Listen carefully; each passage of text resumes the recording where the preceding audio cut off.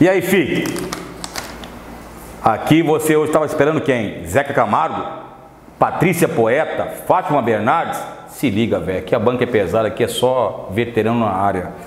E hoje aqui tá nervoso aqui o sistema, tá ligado? Os states até tremem quando eu falo aqui. Porque aqui hoje nós trouxemos nosso companheiro vindo da área 017, Jales Gerhard.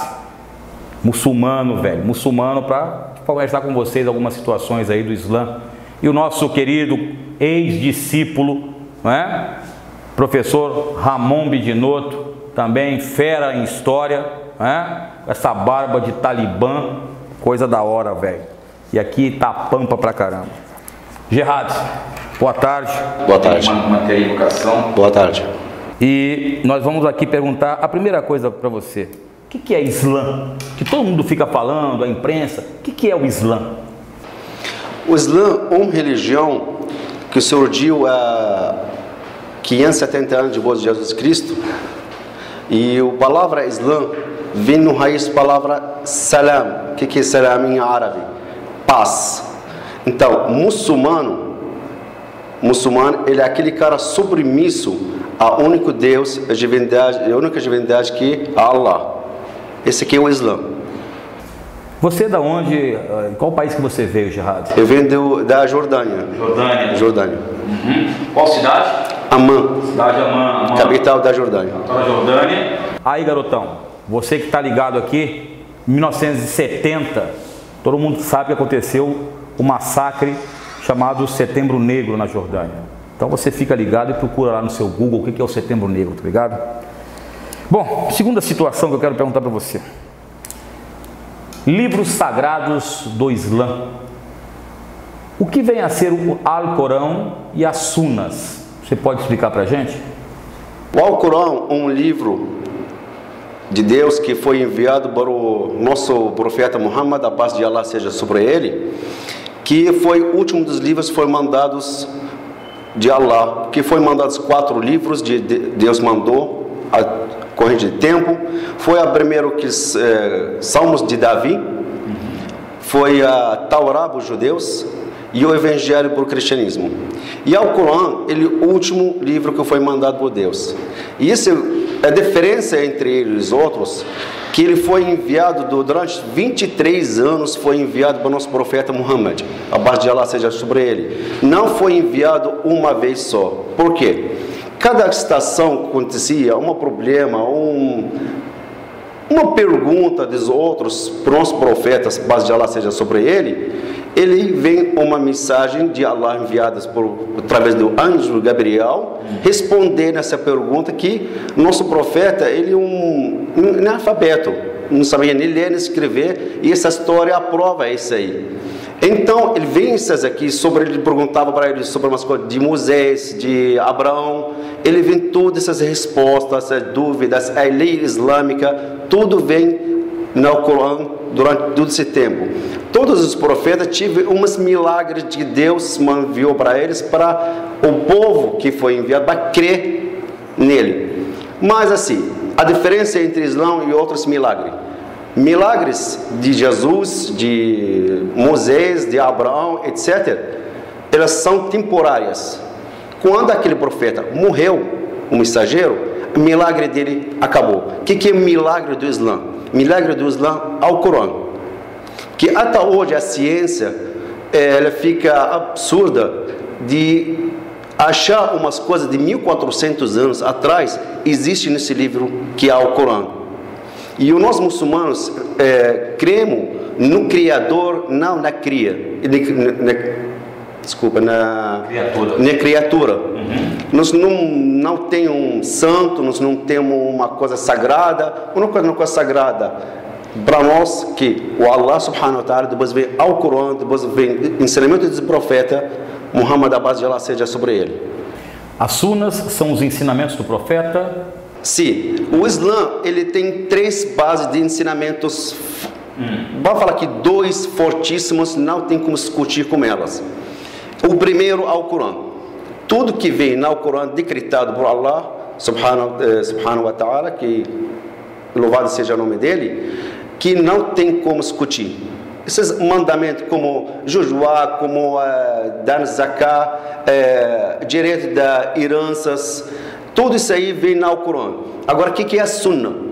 A Sunna, todos aqueles ensinamentos dos muçulmanos vêm através do profeta Muhammad, a paz de Allah seja sobre ele, que seja um decreto que ele decretou ou um ato que ele fez. Exemplo, Allah subhanahu wa ta'ala, que seja o nome dele, ensinou, ordenou-nos a oração. Mas no Corão não vem como nos fazer nossas orações. Aí vem a Sunna para completar isso aqui. O nosso profeta, seja como ele, ensinou-nos como fazer essas orações. Então, uma coisa completa a outra. A terceira, sempre tem umas dúvidas, tem interpretação dos sábios islâmicos sobre o que tem no Corão, quem vem na Sunna. Mas mais forte o Islã sempre foca nas duas. Ao Corão, em primeiro lugar, em segundo lugar, vem a Sunna do profeta Muhammad. Obrigado. Agora vamos lá. Uma das situações que às vezes o pessoal pergunta e que muitas vezes está na imprensa, que às vezes aqui nós falamos como Sharia e como você me disse, Sharia. O que seria a Sharia, a lei muçulmana? A Sharia, os leis de Allah subhanahu wa ta'ala foi enviada. Exemplo de casamento, como o homem tive para relacionar com a esposa dele, depois de separação, a boa separação do homem e de mulher, o que o homem tem que fazer, a mulher tem que fazer. Jejuar, o que é jejuar? Quando você pode quebrar o jejum, quando você não pode quebrar o jejum. No negócio da herança, o Islã, a primeira religião, há 1400 anos atrás, ele deu o direito de herança da mulher. Antes não tinha. O Islã, a Sharia também, deu o direito de liberdade, de escravidão, 1400 anos. Exemplo da Sharia diz: se você cometer um pecado, que seja para você pedir perdão para Allah, para te aceita esse perdão teu, liberta um escravo. Esse que é a Sharia. A lei islâmica vem através do Corão e ensinamento do profeta Muhammad. Obrigado. Agora vamos para mais uma pergunta aqui. O pessoal deve estar perguntando: o que ele está usando esse óculos? Mano, eu tenho 52 anos, tá ligado, velho?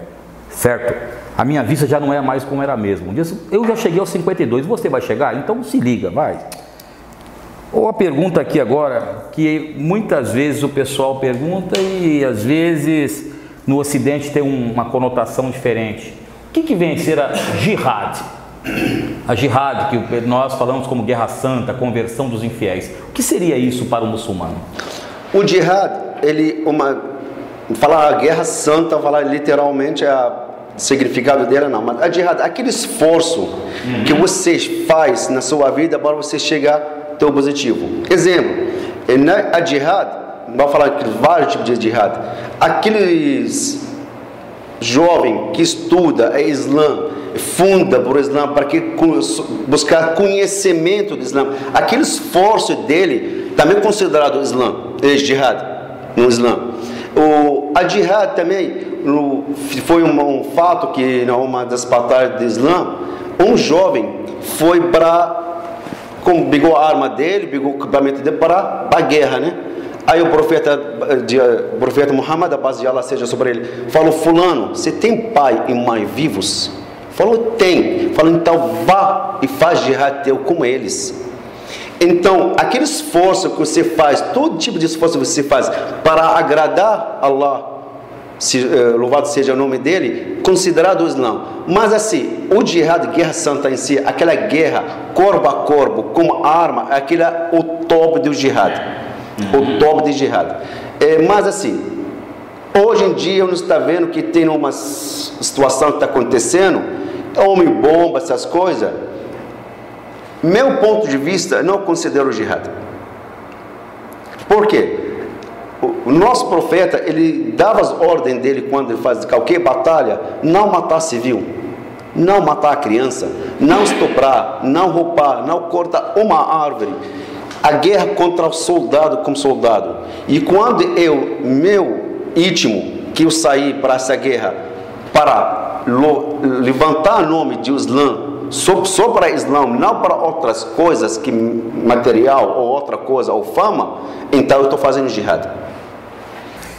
Outro assunto polêmico, muitas vezes trazidos aí pela imprensa, é sobre a questão da mulher no mundo, pelo islamismo, né? A mulher, você certa feita nos disse aí que a mulher no Islã ela sempre foi vista de forma diferenciada do que, por exemplo, a cultura cristã. Você poderia explicar como é que é visto a mulher no islamismo? O primeiro, vamos falar, crítica visual que as mulheres muçulmanas, como as outras religiões, outras coisas, vestimento dela. Porque nós vemos o primeiro mandamento, que Allah subhanahu wa ta'ala ordenou a mulher não mostrar no ornamento dela, só que aparece que as mãos, rosto e pé. Mas, por quê? Mulher em geral, atraente. Em todos os aspectos de mulher, de pé a cabeça, atraente. Tem um tipo de homem, tem atraição para o braço da mulher, perna, cabelo, orelha, tem tudo isso aí. Nós no Islã, como no cristianismo, eu acredito, no judaísmo também, diz assim: se o homem olhar para uma mulher, desejar ela de um fato, de qualquer coisa, ele já cometeu esse pecado. Esse aqui acho que no cristianismo também existe. Mesma coisa no Islã. Porque a mulher, quando está vestida desse jeito, ela está se protegendo, e ela está protegendo outro muçulmano para não cair no pecado de desejo. Para nós, as mulheres, tipo uma coroa na cabeça de qualquer muçulmano e dos árabes também. Mulher, para nós, nem o nosso profeta, a paz seja sobre ele, diz: melhor de vocês, melhor para as esposas deles. Nunca o Islã mandou tratar mal a esposa de qualquer maneira. Um fato que o califa chamado Abu Bakr, que é o segundo califa depois o profeta Muhammad, que um dos muçulmanos foi discutir com a esposa dele. Ele foi para reclamar para o profeta sobre esse assunto. Quando ele chegou na porta, a esposa de califa estava brigando com ele. Ele foi embora. Aí no outro dia falou para ele: o califa, eu fui e eu vou para sua casa, mas vi tanta coisa, mas não perguntei, mas foi, por que você foi lá? Porque minha esposa estava brigando comigo. Aí eu escutei a sua esposa brigando, o senhor não fez nada. E ele é a autoridade máxima do Islã naquela época. Aí disse para ele: meu filho, a minha esposa cria meus filhos, me prepara meu alimento, me prepara minhas roupas, limpa minha casa. Com tudo isso, eu tenho que judiar ela a mais? Eu tenho que respeitar ela, o que ela está fazendo para mim. E Allah subhanahu wa ta'ala diz no Corão sobre, vai falar, as mulheres, vai falar que cada mulher um dia vai ser mãe. Deus diz, lembrar certinho, Deus ordenou não adorar só a Ele e dois pais para as obras. Então, logo seguido de adorar a Deus, sem nenhum intervalo, mandou você respeitar a mãe e o pai. Nosso profeta Muhammad, a paz seja sobre ele, tem um relato dele, diz: o paraíso abaixo dos pés das mães. Para você ver, esse aqui só um página que é o Islã para as mulheres. Uma coisa que realmente às vezes a rapaziada pergunta é sobre os casamentos, né? Aquela situação, se não me falha a memória, eu posso estar enganado, que em alguns países, alguns companheiros que tenham condições financeiras podem ter até 4 esposas. O que você poderia falar sobre isso, Gerard, se é verdade, se não, qual que, o divórcio, comente também sobre o divórcio, a questão do divórcio. Sim, no Islã, Allah subhanahu wa ta'ala, louvado seja o nome dele, diz no Alcorão: permitido para vocês casar com 1, 2, 3 e 4. Se vocês temer não ter justiça com elas, então uma. No Islã, permitido casar com as 4 esposas. Mas por que isso aí vem no Islã? Porque os homens muçulmanos são potentes mais que os outros? Não, ser humano normal igual ao outro. Como hoje, como naquelas épocas antigas, sempre a proporção das mulheres maior que os homens. Hoje, 2/3 da humanidade, mulher, 1/3 homem. Naquela época de guerras, batalhas, mais que morria homens.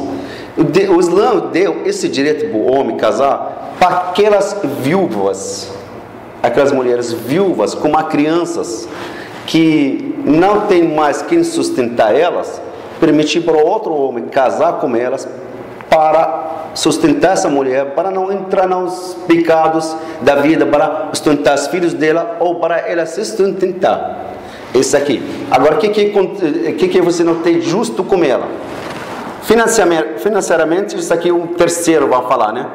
Que você tem que ter condição financeira para uma igual a outra, igual a outra, igual a outra, igual aos filhos de uma das outras. Sentimentos. Também, esse aqui que muitos não tem homem. O ser humano tem sentimento de uma pessoa igual a outra. Então, também sentimentos. Se você tem sentimento de uma ou duas mais que outra, desprezo a terceira, então você já cometeu injustiça com ela. Então, não casa para você judiar daquela mulher. Divórcio. Islã deu direito de divórcio. Se para o homem, Deus falou que o mais que permitido do Islã, que Deus não gosta, é divórcio. Que ele permitiu o divórcio, mas Deus em si não gosta de divórcio. O divórcio é assim: o homem com a divorciar de mulher, a mulher tem que guardar 3 meses sem casar com outro homem. Por quê? Se nesse período, quando estava casados, essa mulher está grávida, engravidou. Hoje em dia tem a tecnologia para saber, mas antes você sabia só em terceiro mundo, a mulher sabia que ela é grávida ou não. Se essa esposa, a mulher, está grávida, ela quer voltar, ou o marido quer reconciliar, voltar com ela, tem direito de volta. Se não, terminou o prazo de 3 meses, ela não pode casar com ela de novo. Depois dos 3 meses, se ele quer arrependeu, ou ele ou ela tem que casar com outro homem. Se por acaso esse homem divorciou dela, guarda mais 3 meses para ela voltar a casar com ele. Esse aqui é sobre esse casamento do Islã. Fora a questão que nós falamos, você poderia para a gente aí falar a diferença que existe entre ser árabe e muçulmano, ou cultura árabe e o islamismo? Existe diferença? Essa coisa tem muita confusão aqui, que todo mundo pensa que todo árabe é muçulmano, todo muçulmano é árabe. Não é. Na porcentagem, maior país muçulmano de porcentagem, vou falar que é a Arábia Saudita. Hoje tem cerca de 99% ou 98% de muçulmanos na Arábia Saudita.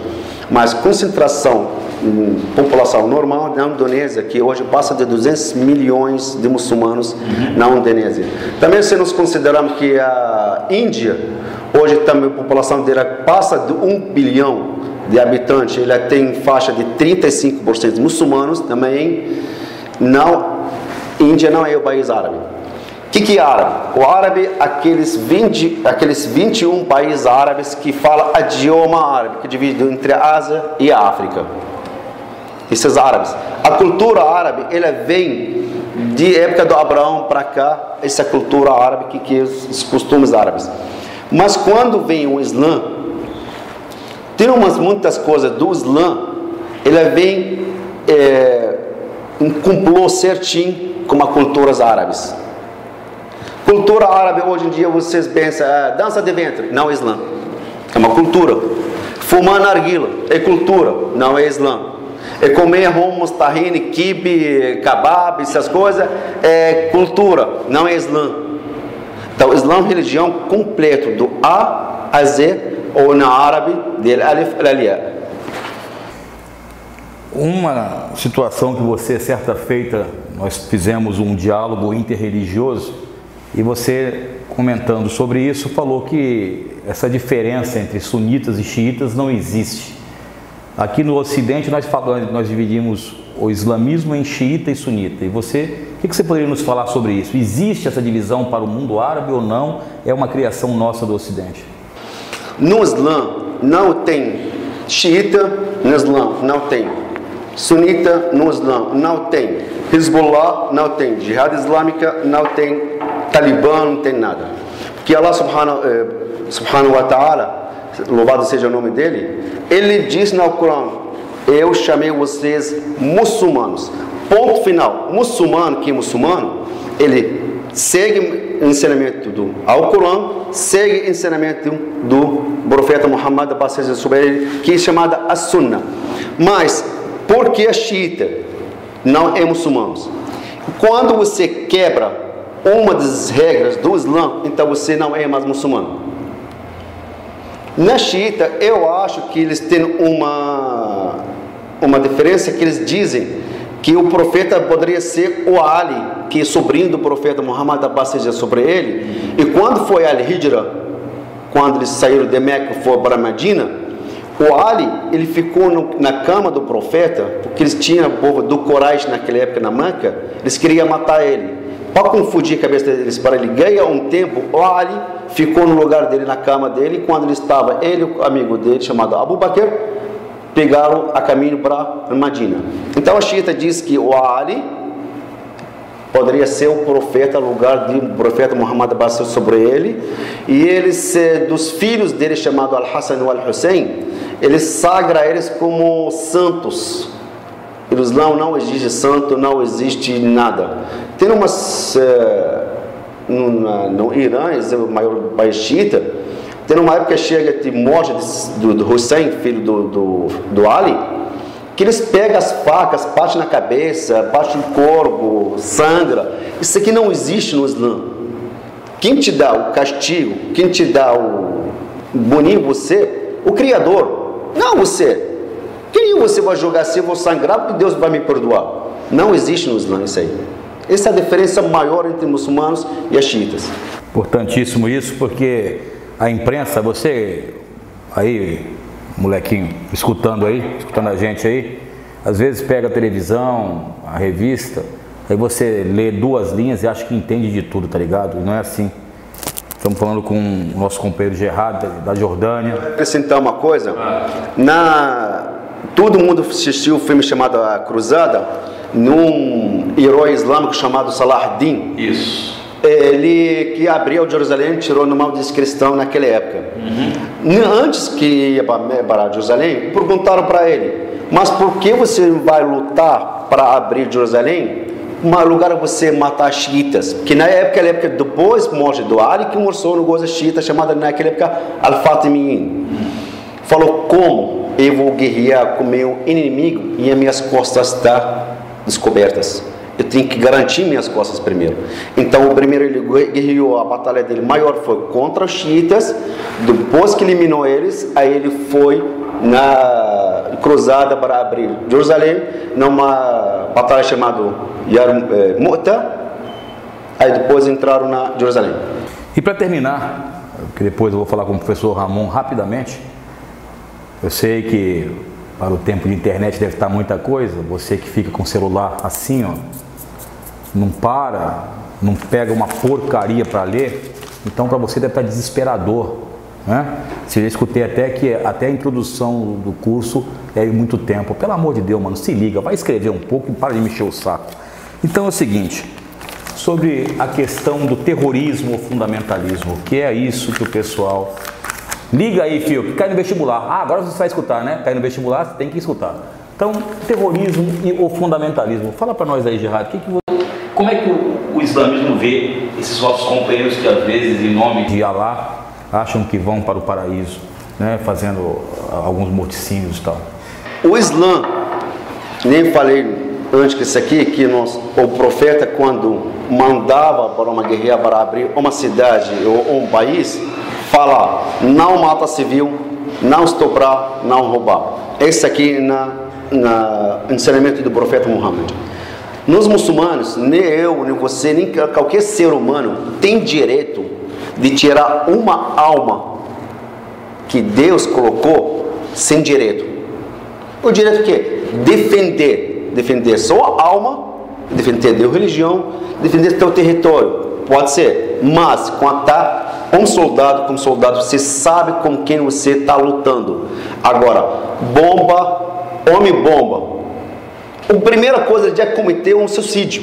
Esse aqui nos dá pecado maior. Você se matou. Você foi aonde? Você foi no quartel de exército para você se explodiu? Não. Você foi no meio do civil. Você cometeu outro pecado, você matou civis. Que o profeta te ensinou não matar civis. E outra coisa, o mais importante disso, que Allah subhanahu wa ta'ala, seja do nome dele, no Corão diz: quem matará uma alma sem direito, como quer ser matado a humanidade inteira. Eu acho que isso aqui é suficiente para entender que Islã não ensina terrorismo. Eu quero encerrar isso aqui de uma frase que eu gosto muito, que eu li de um sábio islâmico que diz: eu sou ser humano, sou falho. Minha religião Islã, minha religião completo. Se eu cometer erro, me culpa, não culpa a minha religião. Entendeu, filho? Então, quando você chegar com aquelas paradas suas de falar que muçulmano é terrorista, vai ler. Porque coprolalia tá cheio. Sabe o que é coprolalia? Você não sabe, é falar merda. Tá cheio por aí, tá ligado, velho? Então, começa a ler, começa a se informar. Sabe? Porque senão sua mente vai ficar ebetada, vai ficar bestada, vai ficar adormecida. E para terminar aqui, nosso querido, meu ex-aluno Ramon, professor de História, eu fico realmente feliz em ver ex-alunos militando também nas áreas pedagógicas e principalmente na área de humanas, já que alguns jornalistas acham que nós não temos valor. Eu não vou falar que você não, hein, Gustavo, mas é isso aí. É o seguinte... Ô Ramon, como você acha que a história ocidental trata o islamismo? Preconceituosamente? Como é que você que dá aula de história, como é que você fala isso aí? Para terminar, meu filho, está terminando. Calma, se fosse filme, você estava assistindo aí, se fosse Harry Potter, você estava assistindo umas 10 vezes. Se liga, velho, fala aí. O mundo ocidental ele trata o islamismo com muito preconceito, imagino. Pelo seguinte, o Gerard aqui desmentiu uma série de coisas, né, que sempre foram passadas para nós. Agora é aquilo que você falou. Você que é jovem, está aí assistindo a gente, né, que você tem uma série de dificuldade para buscar informação, você fica naquele seu comodismo estagnado e não vai procurar fazer uma leitura diferenciada, alguma coisa, né, e aí assimila aí o muçulmano ao terrorismo, né. Já deixou bem claro aqui que isso não tem nada a ver, agora é lógico, né. A história é contada pelos vencedores, né, e existe uma manipulação dos meios de comunicação, né, para nós termos essa imagem de que muçulmano é terrorista. Já disse de agora que é totalmente mentira. E é os Estados Unidos. Nós temos que falar aqui dos Estados Unidos, com certeza, né? Que é quem encabeça a economia mundial e que controla, né, grande parte dos meios de comunicação. E nós comentamos aqui antes da aula, aqui, né, do nosso bate-papo, do 11 de setembro de 2001, que é um fato muito comentado, o atentado terrorista às Torres Gêmeas aí, né? E 3 mil norte-americanos mortos, mas ninguém comenta do 11 de setembro chileno, que é o quê? Um golpe militar encabeçado pelo governo norte-americano, né? Com 30 mil mortos. Nós temos abuso de mulheres nesse golpe militar, depondo um presidente que foi eleito pelo voto democrático, né? Direto e secreto. Então, a questão é o seguinte: você tem que procurar mais informação e se libertar desses dogmas televisivos que estão colocados na sua cabeça, né? Você tem que correr atrás de informação nova e não se manter estagnado. Eu acredito que o debate de hoje tenha sido muito instrutivo para as pessoas terem um olhar diferente sobre a questão do Islã, do muçulmano, porque é uma religião como a protestante. A católica, aliás, essas religiões cristãs são religiões consideradas hebraicas, né, do mesmo jeito que o islamismo. Então, nós temos uma origem semelhante aí, né, na questão religiosa. E do mesmo jeito que eu já disse que existem fundamentalistas que não seguem o Alcorão e que cometem esses atos terroristas, nós também temos católicos que cometem atos terroristas. O IRA, na Irlanda do Norte, é o maior exemplo disso. Então, não feche os olhos para a informação, procure estar aberto, né, a novas doutrinas aí, novas informações. Isso aí, velho. O professor Ramon falou umas coisas, cai no vestibular, então agora você anota tudo, tá? Porque cai no vestibular. Se não cair no vestibular, não tem importância para você. Se você conseguiu chegar até o final, cara, parabéns para você, porque você é um cara que pelo menos não vai perpetuar alguns conceitos errados. Se você não chegou até o final, mano, o problema é seu, não é meu não, tá ligado? Aqui no canal de Bom Português, a gente vai atrás da informação real, cara, tá ligado? Que não fica falando um ou outro, não. Nós trazemos aí da Jordânia, companheiro nosso que mora no Brasil, não traz da Jordânia, porque eu não tenho dinheiro para trazer da Jordânia, tá ligado? Mas a gente traz aí para mostrar para vocês, tá ligado? E fica aí de olho que vai sair uma aula nossa sobre islamismo, lógico, com limitações ocidentais, né, de conhecimento. E vai sair algumas aulas nossas aí. Fica de olho no canal Bom Português. Serve pro Enem e serve pra vida também, tá ligado, velho? É nóis, já era.